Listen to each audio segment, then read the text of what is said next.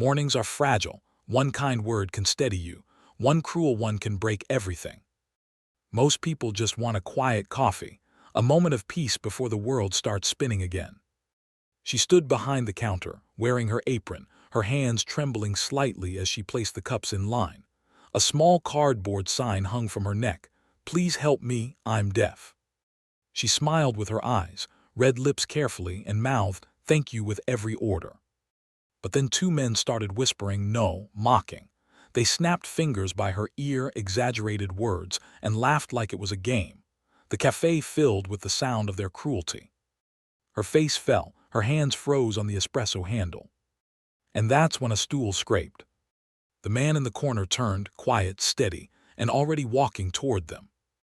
Jasonstatham didn't need to say a word. The entire cafe went silent the moment he did. Before we continue, if you're returning to our channel, thank you for standing with us in stories that still believe in courage, respect, and standing up when it counts. If you're new here, welcome. We'd love to have you join this growing community, so hit that subscribe button and share your thoughts below. Your support is what keeps these true, human stories alive. The smell of roasted beans and cinnamon filled the air long before the cafe doors even opened. It was one of those early city mornings when the light outside still had that gray-blue softness, the kind that makes everything feel slower, quieter, for just a few minutes before life kicks into motion again. Inside, the cafe was already humming with gentle rhythm. The low whir of the espresso machine, the occasional clink of a spoon against ceramic, the steady thump of footsteps from behind the counter. Lily moved through it all with calm precision. Every motion of hers was deliberate, the measured pour of steamed milk, the careful placement of lids, the polite, practiced smile she offered to every customer who looked her way. Pinned to her black apron was a small cardboard sign, written neatly in black marker. "Please help me, I'm deaf." It wasn't a plea for charity. It wasn't even for pity. It was just there to save her and others from awkward confusion, a gentle way of saying, "Be patient, I'm trying." She had made it herself, late one night at her small apartment's kitchen table. The letters were even, bold, and slightly smudged at the edges where her fingers had brushed them as the marker dried. Dee thought long and hard about whether to wear it. It wasn't easy to announce your difference to the world, but life had already taught her sometimes silence needs a little explaining. Most customers were kind. They smiled, nodded, gestured politely, pointed at the menu when words wouldn't do. Some wrote quick notes on napkins, "Thank you, great coffee, you're amazing." Those little moments kept her going. But kindness, she'd learned, could never be assumed. That morning, just as the clock above the counter ticked past 8:15, the front door swung open hard enough for the bell to clatter against the frame. Two men walked in, loud, confident, the kind of confidence that doesn't come from self-assurance, but from knowing the world rarely tells you no. They wore cheap cologne and expensive watches. One had a Bluetooth earpiece still clipped on, even though he wasn't talking to anyone. The other laughed at something on his phone, a rough, empty laugh that echoed too loud in a space too small. They went straight to the counter. Lily smiled, her hands already moving, pointing to the menu, ready to take their order. She couldn't hear their footsteps, but she could feel them, the vibration in the floorboards, the rhythm of their approach. The taller one leaned an elbow on the counter. "Hey there," he said, dragging the words just a little too long. "You gonna take our order or just stand there looking cute?" Lily tilted her head slightly, her eyes scanning his lips, then quickly looked down and gestured toward the sign on her apron. She pointed to it gently, smiled again, and then pulled out a notepad to write. "Good morning, what can I get for you?" The shorter man leaned closer to read her note, then burst out laughing. "Oh man, she's deaf," he said, turning to his friend. "Bro, look, she's got a sign and everything." The taller one chuckled, but it wasn't friendly. "No way," he said, leaning even closer, waving a hand near her ear. "You can't hear me at all." Lily kept her expression polite. She pointed again to the notepad, trying to keep things moving. If she could just take the order and move on, maybe it would stop there. But cruelty rarely ends on its own. The shorter man snapped his fingers loudly next to her face, laughing when she didn't flinch. "See, nothing, not a thing. It's like talking to a wall." A couple of customers looked up from their tables, uncertain. One older woman frowned but didn't intervene. Most just went back to their coffees. It's easier not to get involved, easier to tell yourself it's not your business. Lily tried again. She wrote quickly, slid the note across the counter. "What would you like to drink, sir?" The taller man read it, then turned to his friend, grinning. "Oh, I'll tell you what I want," he said loudly, making exaggerated mouth movements like a bad actor in a silent movie. "I want 2 lattes."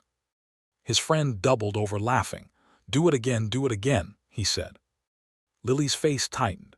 She looked down, focusing on the cups, willing her hands not to shake. The warmth in her cheeks burned like shame, even though she'd done nothing wrong. She prepared their drinks quietly, sliding them across the counter. The taller man leaned in again. "You sure you got that right? You didn't mishear me or anything?" That one got a louder laugh. Even the barista next to Lily, a young guy who'd only been there a week, gave an awkward chuckle, unsure whether to step in or stay out of it. Lily didn't look up. She reached for the change, counting the coins carefully, but her hands were trembling now. One slipped from her grip, rolling across the counter before hitting the floor. The smaller man grinned. "Oh, clumsy 2 figures." Her throat tightened. For a moment she considered walking away, maybe into the back room, just disappear. But she knew she couldn't. She needed this job. She needed to prove she could handle herself. That's when it happened. The sound wasn't loud, not to her at least, but everyone else in the cafe heard it. A click of ceramic against wood. Someone setting down a coffee cup, slow and deliberate. Every head turned. At the corner table near the window sat a man who'd been there since morning, quiet, still, observing. His posture was relaxed, but there was a sharpness in his eyes, a stillness that made noise seem irrelevant. Jasonstatham. He stood, not quickly but with a kind of certainty that made the air tighten. The 2 men noticed him immediately. One of them smirked, whispering under his breath, "Oh, here we go." Jason walked toward the counter, slow, steady, each step unhurried. No one said a word. Even the barista behind the machine paused, pretending to clean but clearly watching. When he reached the counter, he looked not at the men but at Lily. She was frozen, her eyes wide but unreadable. He glanced briefly at her apron, then back at the men. "What's funny?" he asked. The taller man scoffed. "Nothing, mate, just having a bit of fun, no harm done." Jason's head tilted slightly, his voice stayed calm. "Fun?" "Yeah," the man said, shrugging. "She's fine, she can't even hear us anyway." Jason looked at him for a long, heavy second. The cafe seemed to shrink. "You sure about that?" he asked. "You think just because someone can't hear your words they don't feel what you mean?" The man frowned, his smirk wavering. "What's your problem, man? You her boyfriend or something?" Jason didn't answer. He turned slightly toward Lily, his tone soft. "You all right?" She nodded, small, uncertain. Then he turned back to them. "Here's how this is gonna go," he said. His voice didn't rise, but it carried. "You're gonna apologize properly, then you're gonna leave, and you're gonna think twice before you open your mouth next time." The smaller man stepped back, muttering, "Jesus, it's not that serious." Jason stepped closer, just enough for them to realize he wasn't asking. "Apologize." The taller one hesitated, then mumbled, "Sorry." Jason's eyes didn't move. Louder. They both swallowed, their faces red now. "We're sorry," they said in unison. Jason nodded once. "Good, now finish your coffee somewhere else." They picked up their cups and left without another word. The door swung shut behind them, and the silence they left behind was thicker than before. Lily stared down at the counter, her hands trembling slightly. She didn't know what to say. Jason reached into his pocket, pulled out a few bills and placed them next to the register. "For the trouble," he said quietly, "and for the coffee."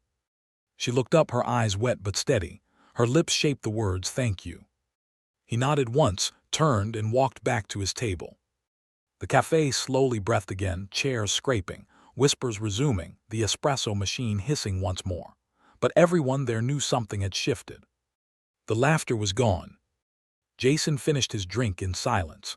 Before leaving, he glanced once more toward the counter. Lily was serving another customer, her smile smaller now but real. She looked his way for a moment, nodded slightly. a silent exchange between two people who understood something the rest didn't. That decency doesn't have to be loud. Sometimes it just has to stand up. And when Jason stepped out into the morning light, the door closed behind him with the softest sound, one Lily didn't hear, but somehow she felt. The door closed, and the cafe returned to its ordinary sounds like a room exhaling after holding its breath too long. Steam hissed, cups clinked, a spoon tapped the edge of a mug, but the ordinary sounded different now, like something invisible had been set back on its hinge. Lily folded a rag between her fingers and wiped a circle on the counter that didn't need wiping. She wasn't shaking anymore, but her hands still remembered. Bodies hold echoes. She looked up and found the older woman at the two-top watching her, eyes damp but warm. The woman mouthed deliberately, "You're okay," then touched her own chest and tapped twice, the simplest sign Lily had taught a few regulars. The woman wasn't fluent, but the message came through clean. Lily nodded and gave her a small smile. Finn, the new barista, hovered near the grinder, arms crossed, guilt written all over his face. He didn't know what to do with his hands, so he crossed and uncrossed them until he looked at her and mouthed, "Sorry." He did it without sound, shaping each syllable like he wished he could undo the last 10 minutes and try again. Lily wrote on the small notepad she kept by the register, big letters, quick strokes, and held it up. "We're okay. Next time just tap my shoulder. Stand with me." Finn nodded, eyes fierce with a pledge he hadn't spoken yet. The owner, Carlos, came out from the back as if he'd sprinted the length of the corridor and slowed only at the door. He was in his mid-50s, sturdy kind, his apron permanently dusted with flour. He took in the room with one glance, customers quiet, Lily steady, Finn pale, a table chair pushed back where Jason had been, and he seemed to understand the shape of what had happened without details. Carlos rested his palms on the counter, looked at Lily and mouthed very carefully, "You want a break?" He paired it with a simple sign, 2 fingers slicing time, one Lily had taught him last month. She shook her head. She wanted to keep moving. Motion was an arm around the shoulders. He respected it. "Okay," he said, and pointed to the back where a bright blue reusable ice pack, the one they used for bumped elbows and the occasional baker's burn, already waited in the small freezer. She nodded. Later. People started ordering again, their voices dipping lower, patience stretched wider. A regular in a rumpled suit exaggerated his lip movements, not to mock but to help, and added a note on the napkin he slid over with his bill. "You made my day better. Thank you." Lily pressed the napkin flat with her palm like sealing in warmth. From the sidewalk through the glass, she saw Jason cross the street. He didn't glance back. He didn't need to. He walked like a decision that had already been made. The bell chimed. 10 more orders. A kid laughed when his hot chocolate arrived with a foam heart that looked more like a lopsided cloud. He loved it anyway. 2 college students whispered about midterms. A cyclist stretched his calves by the door. A woman in scrubs closed her eyes around the first sip and looked like she might cry from relief. The ordinary kept happening, and ordinary felt sacred. When the rush faded, Carlos slid an envelope onto the counter with the cautious care of a man delivering fragile news. He tapped it so Lily would feel the motion. She lifted her eyes. "Guy who was sitting by the window," he said slowly, one hand cupping his throat the way she'd taught him to make sound clearer. He pointed to the chair that still sat a little skewed. "He left this for you." The envelope was thick, cream-colored, the kind you buy when you mean what you're sending. Lily opened it carefully, thumbs gentle on the paper like it might bruise. Inside were 2 things. A simple white card and a folded sheet of printer paper with a staple in the corner. The card read, block letters neat and unshowy. "You did nothing wrong. You never have to be smaller to be safe. J.S." Below the initials was a phone number. No logo, no flourish. She swallowed and unfolded the stapled sheet. It was a printout of a short document titled Clear Communication Add-ons for Cafes, Low Cost. The bullet points were practical. A small bell with a flashing light that paired with the door chime. A $49 visual order screen that mirrored what the register displayed.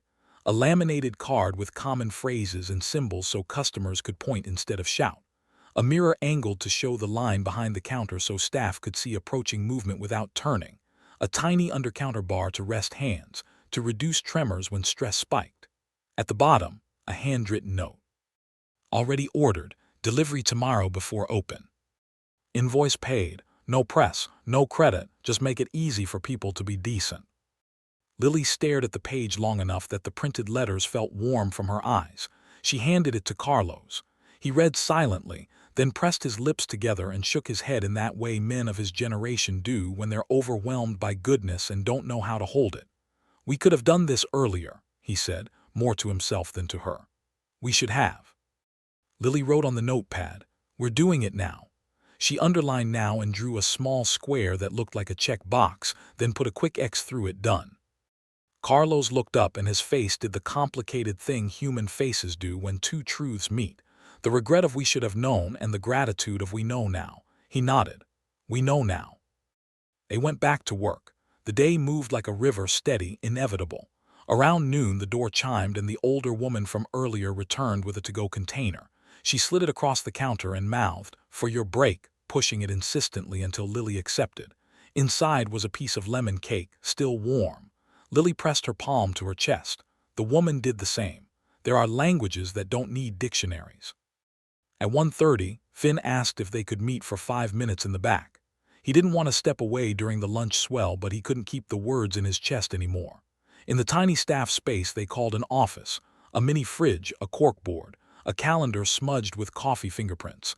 Finn took out his phone, typed quickly, then turned the screen. "I froze. I didn't know if I should say something. I didn't want to make it worse. I'm sorry. I won't freeze next time." Lily read it, took the phone, and typed back, "Standing quietly beside me is not freezing, but next time stand in front of me." Finn looked up startled, then nodded like someone accepting a mantle they hadn't expected but realized they could carry. "Okay," he said out loud, then slowly signed the same word, "okay," letters clumsy, confidence pure. He laughed at himself, embarrassed. Lily grinned, made the sign again next to him so his hands could copy hers. Sometimes courage is a cosign loan. When she returned to the bar, the two men from the morning were gone from her mind like a stain finally lifted. Shame has a way of pretending to be your mirror. She refused to look into it. She focused on faces that softened, on fingers that pointed kindly, on a tiny girl who pressed both palms to the glass dessert case and gasped as if this were a museum of sugar and tenderness. Lily lifted a cookie with rainbow sprinkles and shaped the word gift with her mouth. The girl looked at her mother for permission, bounced on her toes when she got it, then signed a clumsy thank you that was mostly enthusiasm. If Grace had a costume, it would be that child's grin. Around 3, a man with a camera hung around outside. He wasn't obvious, but he wasn't invisible either. In a world where attention is a currency, some people develop a nose for where it might be minted. He angled his lens through the glass. Carlos noticed, stepped outside, and had a quiet conversation that lasted 30 seconds and ended with the man tipping his hat and leaving. When Carlos returned, he tilted his head toward Lily, eyebrows up. "You okay?" he mouthed. She nodded. He didn't tell her what he'd said. He didn't have to. She could read the apology and boundary in his posture. Not here. Not like that. The afternoon sloped toward evening. The light shifted to something honey-colored. The cafe's windows caught reflections of people carrying their lives home. Lily's shoulders relaxed for the first time since dawn. She didn't yet know she would sleep heavy and dreamless that night. She only knew her breath had lengthened, each exhale a small accomplishment. Near closing, the bell chimed again. A couple walked in, late 30s, corporate casual, as you could tell had been carrying an argument since the car ride. They paused at the sign on Lily's apron longer than most do. The woman smiled gently, made the shape of hello with her mouth, and pointed to the menu. The man mumbled something Lily didn't catch. It wasn't unkind, it was distracted. She read his lips over and over to be sure. 2 cappuccinos, oat milk. She nodded, set to work. The bell chimed once more. A pair of suits walked in, crisp, practiced, anonymous in the way expensive can sometimes be. One had a small bruise along his jaw, faint and yellowing. Lily felt her stomach harden. The taller one from the morning, no, different eyes, but the posture was the same. Men used to entering rooms like they owned the furniture. They scanned the space and found the empty table beside the window Jason had used as a harbor. Something about that made them smirk, like tourists taking a photo at a famous bench. Carlos clocked them too, moved toward the register with the quiet authority of a father approaching a playground spat. He didn't bristle. He set anchor. Lily slid their drinks across when the orders came, keeping her gaze on the neutral middle distance that protected dignity. The men didn't make trouble. They drank fast and left a tip big enough to feel like conscience money. 15 minutes before close, the door opened, and a woman with a messenger bag and thick glasses stepped in, hair pulled back, hands full of pamphlets. She looked like someone who turned activism into logistics. She asked for Lily by name, then realized that didn't make sense and fumbled, cheeks pink. She lifted a card, Community ASL Class, Pay What You Can, and pointed to the bottom line where it said Small Businesses Welcome. Carlos appeared as if summoned. The woman introduced herself, Dana, from the community center 2 blocks over. "We heard something happened this morning," she said carefully, looking between them to make sure her pace and volume worked for both. "We don't want to put it online. We just wanted to bring this by. We can run a 2-hour workshop here after close next week for staff, regulars, whoever wants to learn. Basic signs for ordering, greetings, conflict de-escalation. Visual cue set up. We'll bring the materials. We only need consent and a pot of coffee." Carlos laughed once, the relief kind. "Consent we got, coffee we got." He turned to Lily and mouthed, "You in?" She nodded so emphatically Dana grinned like a door had opened more than expected. It's a rare joy to offer something the room is already reaching for. They chose Wednesday. Dana promised to email a list of needed surfaces and seating. Finn asked if he could bring his sister. "She's 13 and braver than me," he said, only half joking. Dana said yes and yes again. By the time the last chairs went upside down on tables and the final till counted outright, the sky was navy velvet. Lily stretched the small muscles of her hands, felt the ache that meant she'd earned her quiet. She slipped the JS card into the pocket of her bag like you might lay a bookmark between chapters you need to return to. On the walk home, the city felt different, the ordinary colors brighter for being ordinary. Lily watched a man tuck a blanket around a sleeping dog on the corner, watched a teenager hang a paper crane from a lamppost with a note that said "Take Hope," watched a woman in scrubs laugh on a call that made her double over, hands on her knees, joy punching through exhaustion. The world is loud, but it tells good stories if you look at its hands. At her apartment, she opened the little wooden box that held her treasures. She added the card from the envelope and the napkin note from the regular. She touched the edges of the previous notes, the one from a child who'd drawn her a coffee cup with a smiley face, the one from a man who'd written, "You remind me of my sister. Thank you for your patience." Then she sat on the edge of her bed and let her shoulders fall forward and released a single, deep, soundless cry. Not from fear. From the pressure that builds when you hold yourself together for other people all day, and finally allow yourself to be held by no one and everything at once. The phone buzzed, a text from an unknown number. "It's Jason, don't save the name, no press, are you all right?" She read it twice, smiled at the line about not saving the name, as if anonymity were a gift you give each other like a secret handshake. She typed back, "I'm okay, thank you for seeing me, for helping in a way that didn't make me smaller." 3 dots, a pause, then. "You did that, I just made space. Tomorrow some deliveries will arrive. Let Carlos sign. Send me anything else that makes your shift easier. Don't argue about cost." She stared at the final sentence. There's a tenderness in being told to stop worrying about being a burden. She typed, "We're doing a class next week. Community center team. You're welcome, no cameras, just hands." The dots again. "I'll be there back row, learning." She laughed, alone in her small kitchen, at the image of Jasonstatham pretending a back row could hide him. She typed one more line. "Bring 2 left hands, we'll make them right." No reply, she didn't need one. Some exchanges are complete on the send. Morning delivered the promised boxes, 3, with shipping labels that said nothing flashy and everything organized. Carlos slit them open with the cautious joy of a birthday you didn't expect. The visual order screen was sleek and simple, plug and play. The door chime synced to a small LED that pulsed gently when the bell rang. The laminated cards were sturdy, double-sided and kind. Icons for milk, sugar, hot, cold, decaf, to go, stay, thank you, you're welcome, slow, repeat, and the most important one, a little hand raised with the words "one moment." The undercounter bar bolted in snug. When Lily rested her fingers there during a rush, the tremble eased like someone had placed a warm stone in her palm. Customers noticed, not with fanfare, with relief. The cyclist pointed to ice without pantomime. A woman with a stutter smiled when she tapped slow and saw Lily nod gratefully like someone had just shared a bridge. The cafe felt less like a room where transactions happened and more like a room where people did. Wednesday came like a held breath released.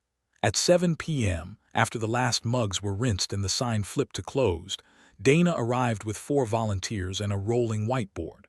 Carlos brewed a sacrificial gallon of whatever, the kind of coffee you drink for principle, not pleasure, and placed a plate of lemon cake in the center of the tables. Finn brought his sister, who introduced herself as Jo, then signed it too because she'd looked it up on YouTube an hour earlier and couldn't wait to show someone who would clap. Lily clapped. Of course she did. They circled chairs. No desks. No barriers. Dana started at the beginning, not the alphabet, not the grammar, at the thing people forget learning requires: humility. "We're going to get things wrong," she said, signing along, pace even. "And we're going to keep going, because getting them wrong together is how we get them right." They practiced eye contact, the kind that's a gift, not a stare. They learned not to shout, not because it's offensive, but because shouting makes your mouth shape less precise. They learned to keep their hands where eyes could see them and to tap a shoulder gently, not grab an arm. The room filled with laughter, the generous kind that says we are all ridiculous and it's fine. Finn's S looked like a strange turtle. Joe's R refused to cross its legs. Carlos's fingerspelling was slow, deliberate, and perfect. He'd clearly practiced in the mirror. The volunteers taught the cafe's microphrases first. Here, palm up, presenting the cup, hot hand snap and move, sugar pinching motion, pay flat hand pushing, thank you chin out, palm away, you're welcome, ease, wave back. Lily taught them her versions, the little shortcuts her hands liked. Language is standard, expression is personal. Half an hour in, the door opened quietly. Jason slipped in like fog through pine. Ball cap, hoodie, posture that tried to be smaller than it was. He gave a 2-finger salute toward Carlos, mouthed evening, then took a chair at the back. He did not announce himself. Joe announced him for everyone with the sharp inhale a teenager makes when the movie walks into the room. "Hi," Jason said, embarrassed and not pretending otherwise. He nodded at Dana. "Permission to join," he signed join, with the wrong handshape. She fixed it midair, laughed, and waved him in as if he were already on the roster. They practiced for 2 hours. Jason's hands were better than he thought they'd be, choreography and sign live in the same neighborhood, but he stumbled often and shook his head at himself every time. Lily tapped the table twice to steady him. He mouthed thanks, got his TH wrong, corrected it. He learned to sign respect. He learned to sign enough. He learned to sign stay kind. He tried sorry and held it longer than the motion required. Dana watched the room and saw a story unfolding that would never trend and would save small lives every single day. When the workshop ended, no one clapped. They signed applause, hands fluttering at head height like rain made of joy. It was louder than any cheer. As people gathered their bags, a man Lily did not recognize hovered at the door, cap in hand. Mid-40s, tie loosened, face tired. He waited until most chairs had scraped, then approached the counter as if stepping onto a dock that might still sway. He looked at Lily and then lowered his eyes, speaking slowly, each word shaped with intention. "My brother," he said, thumb gesturing toward the door as if pointing at absence. "He was one of the men this morning." His mouth tightened, an old grief revisiting. "He called me after, said he did something he can't take back, said a man set him straight." He breathed out through his nose, a sound like letting go. "I'm not here to make it right. I know that's my brother's job, not mine. I'm here to say it won't happen again. I made sure of it." He placed a folded paper on the counter. "He's checking into a program. He asked me to bring this. He said he couldn't look you in the eyes yet and not ruin the apology." The paper shook slightly in his fingers. Lily picked it up. The handwriting was messy, letters fighting each other like the writer had never written an apology that mattered. "I was cruel today. I don't know why I decided your difference was mine to use. I'm ashamed. That's not enough. I'm getting help. If you let me, I'll come back in a month and order a coffee the right way and say I'm sorry the right way. If you don't want that, I understand." "Tom." She looked at Carlos, he looked at her. Consent travels both ways. She wrote on a fresh card, "Deliberate. Come back when you're ready to be kind. We'll be ready too." She handed it to the brother. He read it, nodded once with a grateful misery, and left like a man allowed to try again.